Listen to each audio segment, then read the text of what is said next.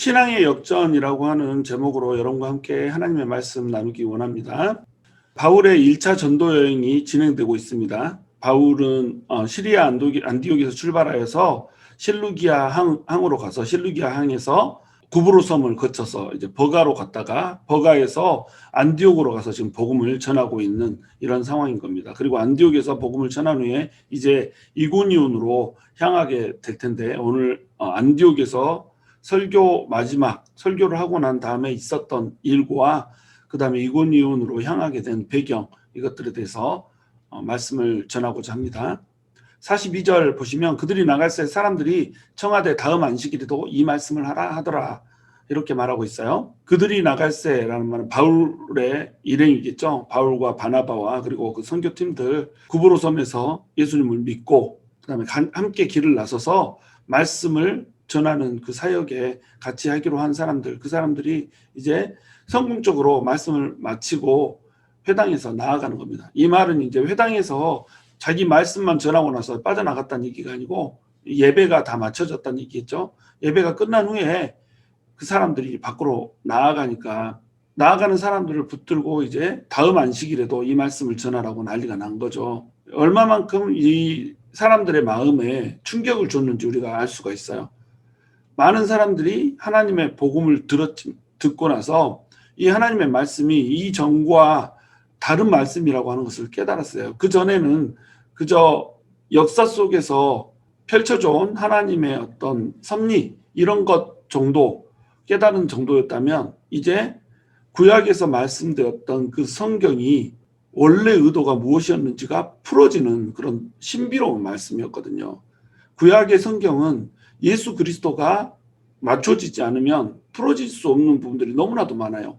하나님께서 왜 이렇게 하셨지? 하나님이 이러한 장치를 둔 이유는 뭐지?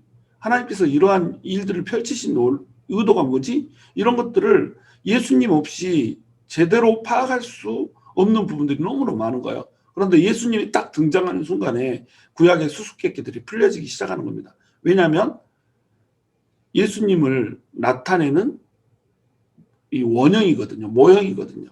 모형은 실제 모습이 왔을 때 비로소 드러난다고 하는 거예요. 또 예수님을 드러내는 그림자거든요. 그림자는 실체 모습이 나타났을 때 그 그림자가 이해가 되는 겁니다. 그렇기 때문에 예수님이 전해지는 그 말씀 앞에서 이 사람들은 구약의 말씀이 너무나도 생생하게 그들의 심령 가운데 와서 부딪혔던 거예요.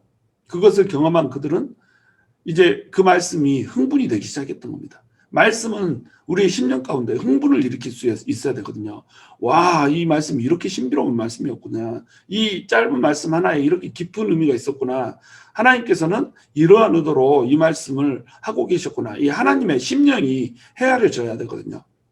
그래서 설교가 필요한 거고, 그래서 이제 적용이 필요한 겁니다. 그래서 유대인들 회당에서 말씀을 전하는 이 말씀 이후에 이 말씀에 대해서 풀어주는 해설과 그 다음에 적용이라고 하는 시간을 뒀던 거예요. 이 시간을 이용해서 바울이 말씀을 전했고, 바울은 이 말씀이 예수님을 향한 것이라고 하는 것을 명백히 해줌으로써 이 하나님의 말씀과 하나님의 섭리와 하나님의 계획이 얼마나 신묘막측한지 하나님의 그 경륜에 대해서 드러내 보여준 거죠. 그랬더니 이 사람들이 이 말씀에 대해서 이제 너무 감동을 한 거예요. 그래서 다음 안식일에도 이 말씀을 전해달라, 이렇게 얘기를 한 겁니다. 43절에 회당의 모임이 끝난 후에 유대인과 유대교에 입교한 경건한 사람들이 많이 바울과 바나바를 따르니 두 사도가 더불어 말하고 항상 하나님의 은혜 가운데 있으라 고난이라, 이렇게 얘기하고 있죠. 회당의 모임이 끝나고 나서 나오는데 유대인들이 변화되기 시작한 거예요. 그리고 유대교에 입교한 경건한 사람들 또한 변화가 되기 시작한 겁니다. 유대인들과 유대교에 입교한 경건한 사람들이 말씀을 한번 듣고 변화된다라고 하는 거, 이건 굉장히 어려운 거거든요. 왜냐하면 유대인들의 전통이 있고 그동안 자신들이 갖고 왔던 유대교의 교리가 있을 거 아니에요. 그런데 그것을 넘어서고 그것을 뒤집어서 단 한 번의 설교로 바울과 바나바를 따르게 됐다. 이건 놀라운 일이거든요. 그러니까 이들은 구약 성경을 제대로 알고 있었고, 구약 성경에 대해서 예수님이 그 구약 성경의 주인공이라고 하는 것만 딱 풀어주면 이들 안에 깨달음이 있게 되게 이렇게 성경이 쓰여져 있다는 겁니다. 하나님의 특별 계시로 주어진 구약 성경은 그저 구약의 이스라엘의 역사만을 넣어놓은 것이 아니란 말이죠. 예수님이 실제의 모습이 나타났을 때 그 그림자가 이해될 수밖에 없게 이렇게 만들어져 있다는 겁니다. 그래서 특별히 이제 이사야서 53장을 읽으면 사람들이 유대교에서 기독교로 이렇게 넘어올 수밖에 없게 이렇게 돼 있다라고 그러잖아요. 53장에 얘기하고 있는 그 고난의 종이 도대체 누군가 이거 궁금해하다가 그 말씀을 딱 읽고 예수님이라고 하는 사람을 보는 순간에 이게 매칭이 되면서 메시아닉 주가 된다라고 하는 그런 일들이 벌어진다는 겁니다. 그러니까 유대인과 유대교에 입교한 경건한 사람들은 말씀이 풀어지는 이 놀라운 사실 앞에서 솔직하게 그 마음을 내어놓기만 하면 바울과 바나바를 따를 수가 있었던 거죠. 새로운 기독교 공동체가 지금 생기고 있는 겁니다. 자기가 유대인이라고 하는 전통을 고집하면 변화될 수 없어요. 자기의 심령을 부들부들하게 만들어서 하나님의 말씀이 어떠한가라고 하는 것에 집중하지 않으면 변화될 수가 없죠.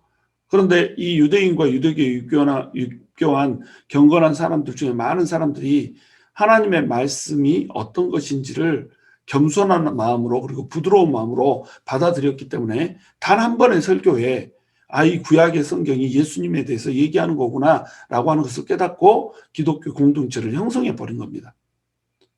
그러니까 두 사도가 이 사람들과 이제 교제를 나누는 거죠. 더 많은 얘기들을 주고받고 이러면서 항상 하나님의 은혜 가운데 있으라 이렇게 권하는 겁니다. 기독교의 공동체 안에 들어오면 가장 중요한 것이 뭐냐면 항상 하나님의 은혜 가운데 있는 거거든요.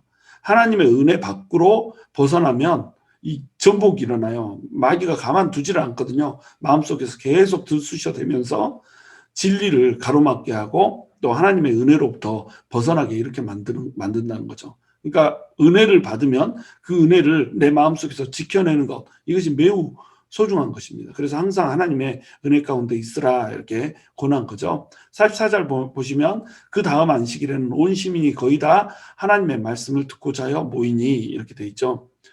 누가가 살짝 과장법을 쓰고 있는 것 같아요. 온 시민이 거의 다 모였다. 그러면 이 유대인들이 회당을 만들 때 온 시민들이 거의 다 모일 정도의 사이즈의 회당을 만들었다는 거, 이것은 이제 역사적으로 조금 상상하기 힘들긴 해요. 그러나 그만큼 많은 사람들이 밀려들었다는 겁니다. 그 다음 안식일, 일주일이 지나는 동안에 하나님의 말씀을 풀어주는 바울과 바나바의 설교에 감명을 받은 사람들이 퍼뜨리기 시작한 거죠. 한번 와봐라. 진짜 멋진 말씀, 정말로 신비로운 하나님의 그 섭리와 계획이 들어있는 말씀을 우리가 들었다. 꼭 가야 된다. 막 이러고 하나님의 말씀을 듣고자 하여 모이게 만들었던 거죠. 그러니까 복음을 한번 전하니까 믿었던 사람들이 그 복음을 전파를 하기 시작하는 겁니다. 이랬대 저랬대 이런 일들이 있어야 되거든요. 이 복음이 선포되는 그 자리에 바울과 바나바는 회당에서 회당 중심으로 복음을 전하고 있단 말이죠. 그러면 그 자리에 나오는 사람만이 복음을 들을 수가 있잖아요. 그러면 그 자리에 나오게 하는 일은 누가 하는 거예요? 바로 복음을 들은 사람들이 하는 거란 말이죠. 마음에 감동이 있었고 이 말씀이 진짜 나를 치유하고 회복시킨다라고 하는 그런 결과가 있었다라고 한다면 그 사람은 반드시 나가서 사람들에게 말씀을 전해줘야 된다는 겁니다. 너도 와서 같이 듣자. 너도 와서 치유받자. 너도 와서 회복을 얻자. 너도 와서 구원을 얻자. 너도 와서 선택된 하나님의 백성이 되자. 계속 얘기를 해줘야 된다는 거죠. 그래서 사람들이 몰려들게 이렇게 만들어줘야 된다는 거죠. 그래서 안디옥이라고 하는 그 성에 거의 모든 사람들이 하나님의 말씀을 들을 수 있게 되는 이런 놀라운 일들이 지금 벌어지고 있는 겁니다. 그만큼 바울과 바나바의 설교는 감명적이었고 그들의 사역이 성공적이었음을 지금 나타내 줄 수가 있죠. 그런데 복음을 거부하는 사람들이 나타납니다. 45절 보시면 유대인들이 그 무리를 보고 시기가 가득하여 바울이 말한 것을 반박하고 비방하거늘. 여기서 이제 유대인들이 갈라져 있음을 볼 수가 있죠. 유대인들과 유대교로 입교한 경건한 사람들, 많은 사람들이 하나님을 믿게 됐지만 그중에 또 일부는 하나님을 여전히 믿지 못하는 사람들이 있더라는 겁니다. 그 사람들은 하나님의 말씀을 받아들이지 못하고 자기들 전통에 치우쳐 있는 사람들이죠. 유대인들이라고 하는 자부심, 우리는 선택된 하나님의 선민이라고 하는 이 자부심, 그 자부심이 그들의 발목을 붙들고 있는 거예요. 그들이 그동안 누리고 있던 유대인으로서의 긍지, 이런 것들, 우리만 하나님의 백성이다. 그러므로 하나님의 백성이 되려면 우리 공동체로 들어와서 우리식으로 살아라라고 강요했던 그들의 모습, 그 모습이 결국 하나님의 말씀을 가로막아 버리더라는 겁니다. 그런데 이들은 선택된 하나님의 백성이었거든요. 가장 하나님이 먼저 불렀고 하나님이 만들어 놓은 나라가 이스라엘 아니에요. 그런데 하나님의 말씀을 맡은 자들이 하나님의 말씀을 지금 거부하고 하나님 자체를 거부하고 있는 겁니다.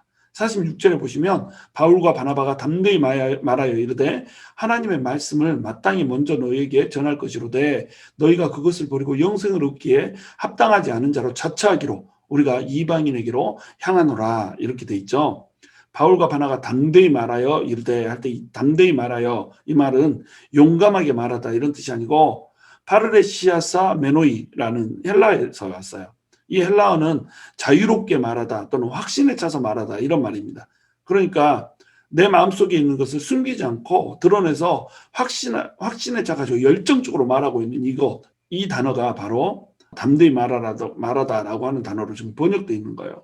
반박하고 비방하면서 하나님의 복음을 가로막고 있는 이 사람들 앞에서 확신에 차서 지금 말하고 있는 겁니다. 하나님의 말씀이 마땅히 먼저 너희에게 전할 것이로되, 바울은 반유대주의자가 아니에요. 그리고 반유대주의자로 비춰주기를 원하지 않았었어요. 유대교를 반대하는 사람이 아니라 진정한 유대교는 예수님을 받아들여야 된다라고 하는 유대교의 완성, 이것을 지금 사도 바울은 전제로 하고 있는 겁니다. 그래서 사도 바울은 이 유대인들에 대한 사랑이 지극했어요. 자기 민족에 대한 사랑이 지극했기 때문에 자기 민족에게 먼저 복음을 전하고자 했고, 유대인 회당을 중심으로 또한 복음을 전하고 있잖아요. 유대인들이 먼저 마땅히 하나님의 말씀을 받아야 된다고 생각을 했던 겁니다. 그 자신이 유대인이었고 유대인으로서의 자부심을 가지고 있었고, 또 한때는 그 자부심 때문에 예수님을 핍박했던 자가 바로 바울이잖아요. 그러니까 바울은 반유대주의자가 아니라 유대인들을 너무나도 사랑해서 그 형제들을 먼저 복음을 듣고 먼저 믿게 하는 이것에 집중하는 사람이었다는 말이죠. 물론 그는 이방인에게 복음을 전하는 그릇으로 사용됐지만 유대인들을 향한 바울의 사랑은 정말 지극한 것이었단 말이죠. 그런데 그들이 말씀을 받아들이질 않는 거예요. 자기 민족이 하나님의 말씀을 받고 복음 가운데로 나와야 되는데, 하나님의 백성으로 선택된 사람들이 하나님의 백성으로서 누려야 할 영생을 얻지를 못하고 있는 거예요. 그러니까 너무너무 답답한 겁니다. 그래서 담대히 말하면서 마땅히 먼저 너에게 전할 것이로다, 이렇게 얘기를 하고 있는 거예요. 그래서 마땅히 먼저 전했죠. 그랬더니 이들이 받아들이질 않아요.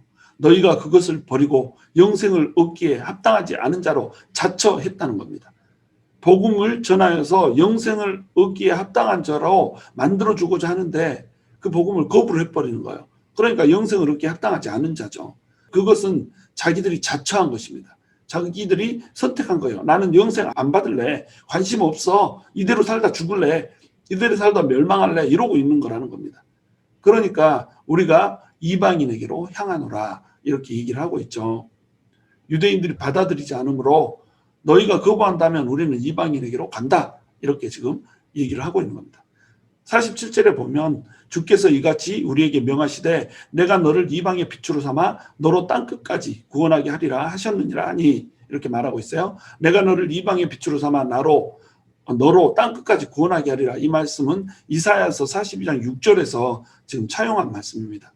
물론 하나님께서 이 말씀을 바울 자신에게 해준 말씀이에요. 바울이 다메섹 도상에서 하나님을 만나고 나서, 예수님을 만나고 나서 예수님께서 성령님의 음성 가운데 너를 이방의 빛으로 삼겠다라고, 그리고 땅끝까지 구원하게 하겠다라고 바울을 세웠어요. 근데 바울은 이 말씀이 이사야서에서 나와 있는 이 말씀과 유사하잖아요. 그래서 구약을 잘 알고 있는 사람들에게 이사야서 42장 6절의 말씀을 딱 펼쳐줌으로 말미암아서 자기가 받은 소명, 이 소명을 이사야서 42장 6절의 말씀으로 그들에게 드러내는 겁니다.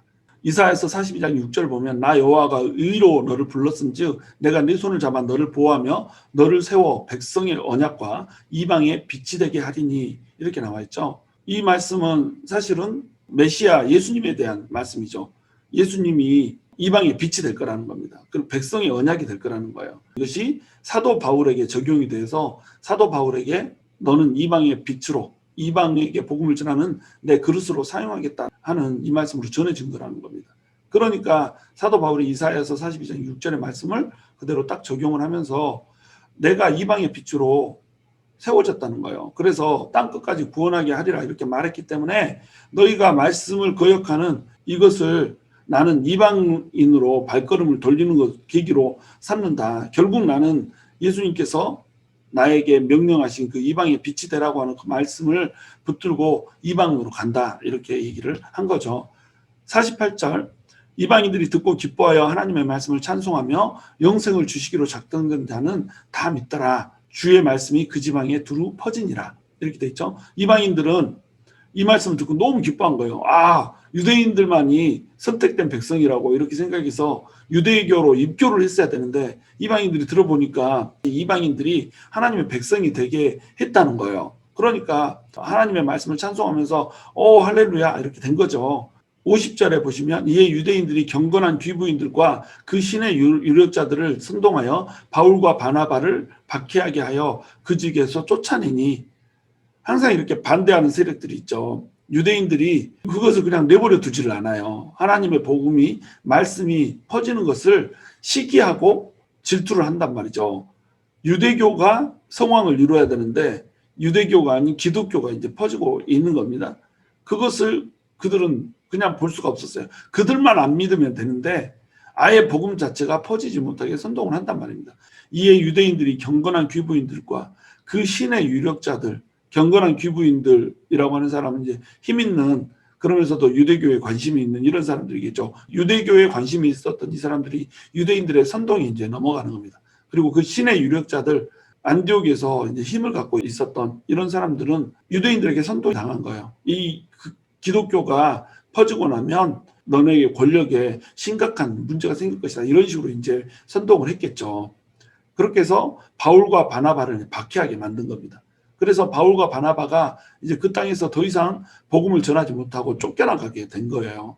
바울과 바나바는 이곳에서 더 머물 수 있었어요. 그래서 하나님의 말씀을 더 깊이 전하고 하나님의 은혜 가운데로 더 깊이 들어올 수 있게 이렇게 만들어줄 수가 있었다는 거죠. 그런데 유대인들이 경건한 귀부인들과 그 신의 유력자들을 선동해서 이것을 가로막은 겁니다. 그러니까 하나님의 말씀을 듣고 복음 안으로 들어온 사람들은 복을 받았지만 그렇지 못한 사람들은 이제 자기들의 그 선택으로 인해서 결국 하나님의 복음을 더 들을 기회를 자기들 스스로 버려버리게 된단 말이죠. 바울과 바나바를 박해하여 그 지역에서 쫓아내버리면 그들 스스로의 손해라는 겁니다. 51절 보시면 두 사람이 그들을 향하여 발에 티끌을 떨어버리고 이고니온으로 가거늘. 바나바와 바울은 그들을 향해서 발에 티끌을 떨어버렸어요. 그리고 이고니온으로 갔어요. 발에 티끌을 떨어버렸다. 이 말은 뭐냐면 유대인들이 전통이 하나 있단 말이죠. 유대인들은 거룩과 부정의 경계가 있었잖아요. 거룩하지 못한 땅에서 걸어 다녔으면 거룩한 땅으로 들어올 때는 발에 티끌을 떨어버려야 된단 말이에요. 그 먼지에 부정한 것이 묻어서 왔다 이거죠. 그래서 이방인의 지역으로 갈 때는 항상 신발에 티끌을 떨어버리고 돌아오게 되는 것, 이것이 유대인들의 전통이었단 말이에요. 이방인들이 사는 곳 또는 이방인들이 사는 땅 이런 곳은 부정한 곳으로 여겼단 말이에요. 그래서 이것들이 부정하니까 신발에 묻은 티끌을 떨어버리고 들어와야지 부정한 것이 들어오지 않는다. 이런 식으로 이제 믿었던 겁니다. 이 전통에 따라서 그들은 발에 티끌을 떨어버리고 이고니온으로 갔다 이 말이에요. 그런데 여러분 보세요. 안디옥 이방인의 땅이잖아요.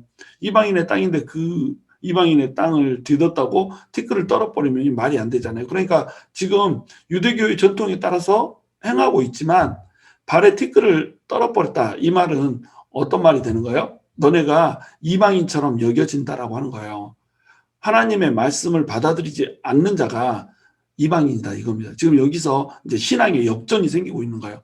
하나님의 백성이라고 하는 개념에 역전이 생기는 겁니다. 이전에는 유대교인들이 하나님의 백성으로 여겨져 왔어요.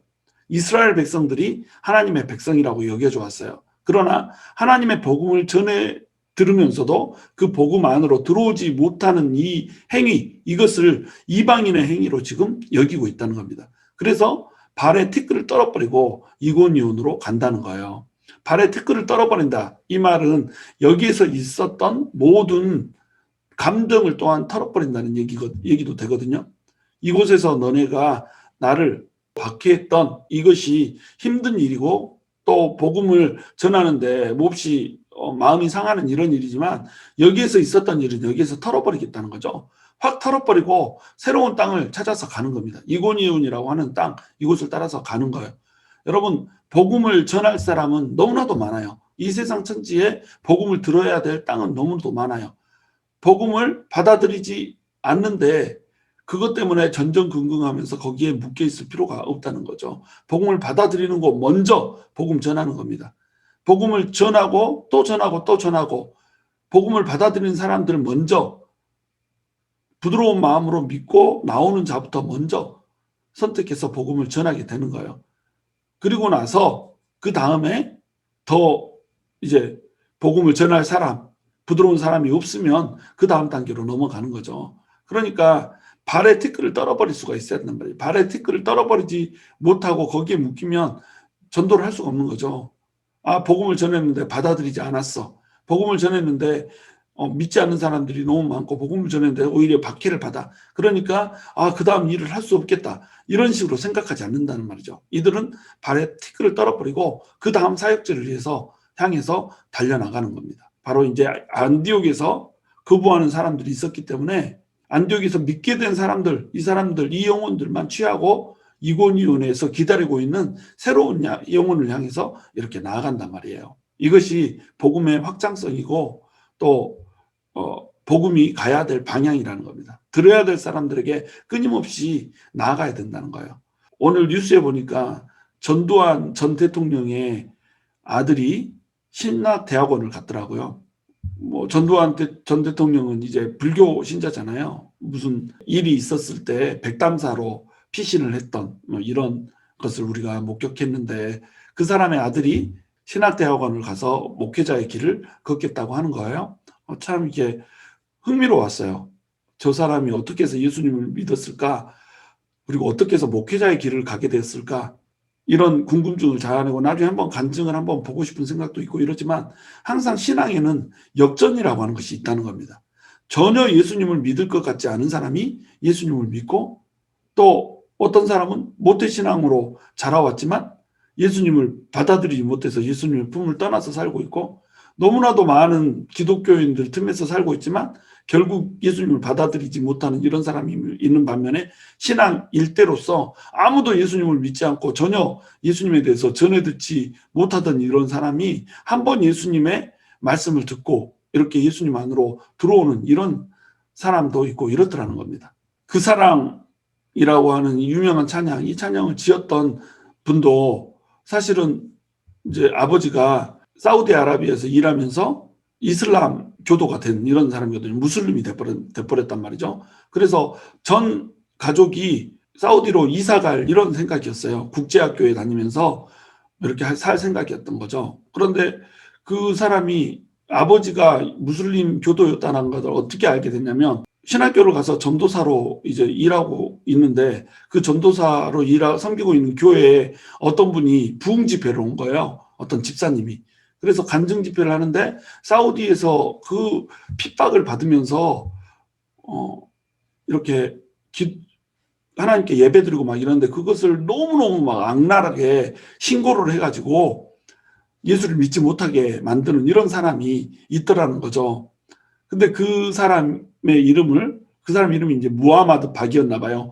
무하마드 박이라는 사람이 있었는데 이 사람이 너무나도 악랄하게 당국에 얘기를 해가지고 핍박을 너무너무 받았다고 그러면서 그놈 막 이런 식으로 무하마드 박이라는 놈 막 이런 식으로 이제 했나 봐요. 박희정이라는 이분이 목사님이 그 얘기를 쭉 듣고 있다 보니까 자기 아버지 얘기인 것 같아요. 그래서 가서 물어보니까 자기 아버지인 거예요. 그래가지고 깜짝 놀랐다는 이런 이야기가 있는데, 여러분 신앙에는 항상 역전이라는 게 있거든요. 이 아버지가 갑자기 이제 돌아가셔 버려요. 40대 중반에 젊은 나이로 이제 돌아가셔 버리면서 사우디로 가서 무슬림으로 되어버릴 뻔한 사람이 목사님이 이제 된 거죠. 신앙의 역전인 거죠. 하나님의 말씀을 받아들인 사람은 어떠한 배경에서 살고 어떠한 환경에서 자랐다고 할지라도 하나님의 말씀을 받아들이면 하나님의 백성이 되는 거예요. 그런데 하나님의 말씀을 받아들이지 못하면 그 전에 그 가문이 하나님의 선택된 가문이었다고 하더라도 결국은 스스로 하나님의 백성이 되기를 거부한 사람이 되는 거예요. 영생에 합당하지 못한 자로 자처하는 자가 된다는 말이죠. 신앙에는 역전이 있는 겁니다. 우리가 우리 신앙에 역전이 일어나야 돼요. 우리 신앙이 이제 막 신앙을 시작했다라고 할지라도 그냥 하나님을 더 깊이 하는 자로 바뀌어야 된다는 겁니다. 또한 신앙에 역전이 일어나면 안 돼요. 우리 신앙이 오래 믿고 아주 어려서부터 신앙을 가져왔는데 그 신앙이 성숙하고 성장하지 않아서 예수님을 믿는 사람인지 믿지 않는 사람인지 알아볼 수 없을 정도로 예수님을 믿는 흔적을 전혀 찾아볼 수 없는 이런 사람으로 우리가 전락해 있으면 안 된다는 거죠. 우리가 매일매일 하나님을 알고 매일매일 하나님의 품 안으로 깊이 들어가는 이런 사람이 되어야 된다는 거죠. 52절에 보면 제자들은 기쁨과 성령이 충만하니라 이렇게 돼 있죠. 자, 바울과 바나바는 안디옥을 버리고 떠나요. 그리고 이고니온으로 가요. 그러나 이미 그곳에서 복음을 전해드린 사람들, 이런 사람들은 버림받은 사람이 아니에요. 그 사람들은 하나님의 백성이 되어서 하나님 나라 안으로 들어왔다는 겁니다. 신앙의 완벽한 역전이 이루어진 거죠. 하나님의 백성으로 여겨졌다라고 하는 유대인들과 유대교로 전향한 사람들, 이런 사람들은 하나님의 백성이라고 하는 자리에서 지금 밀려났어요. 이제는 하나님의 백성이 아니었던 사람들이, 그리고 한때는 하나님으로부터 멀어져 있던 사람들, 하나님의 원수되었던 자들이 하나님의 나라 안으로 들어오게 된 겁니다. 그러니까 그들 안에는 기쁨과 성령이 충만할 수밖에 없었던 거예요. 예수 안에는 기쁨과 성령의 충만이 있거든요. 여러분, 예수님을 믿었는데 우리 안에 기쁨이 없다, 이러면은 예수님을 제대로 믿고 있는 것이 아닙니다. 물론 이제 예수를 믿으면 우리가 우리 마음에 이제 회개하는 마음, 또 우리 마음에 우리의 죄악으로 인해서 애통하는 마음, 이런 마음들이 있죠. 이 마음들은 당연한 것이죠. 이 마음이 있어야 진정으로 예수를 믿는 것이고, 그러나 이 마음 이면에 구원의 감격이 있어야 된다는 거죠. 나의 죄악, 나의 죄성, 이런 것들로 인해서는 계속 가슴 아파하고 애통해 하면서 동시에 이것으로부터 자유롭게 해주고 우리의 죄를 사해 주시며 우리의 상처받은 내면을 치유해 주시고 회복해 주시고 하나님 나라 백성이 되어서 영원한 영생에 합당한 자로 여기고 살 수 있게 만들어 주신, 그래서 천국의 소망을 품고 살 수 있게 만들어 주신 그것에 대해서는 구원의 감격이 넘쳐야 된다는 거예요. 우리 안에 기쁨과 성령님이 충만해야 된다는 겁니다. 저와 여러분이 신앙의 역전이 있는 인생을 살 수 있었으면 좋겠어요. 날마다 역전되는 신앙을 가질 수 있었으면 좋겠어요. 오늘의 삶, 내일의 삶, 모레의 삶이 역전이 있어야 된다는 거죠. 더 나은 신앙으로, 더 깊은 신앙으로 하나님 나라에 더 깊이 들어가는 그런 훌륭한 신앙의 역전이 있을 수 있었으면 좋겠어요.